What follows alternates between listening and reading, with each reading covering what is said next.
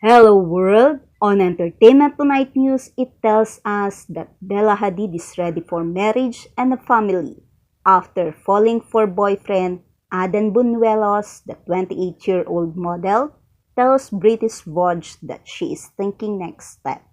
Family is on my mind. I can't wait to be a mom, she tells the magazine. And when it comes to marriage, Bella admits, I never grow up being like, oh, I have this vision of marriage. I have this vision of being a mother. But it's got to be a point where I like you. You know what? That's something that's for me. I think that would make me truly happy.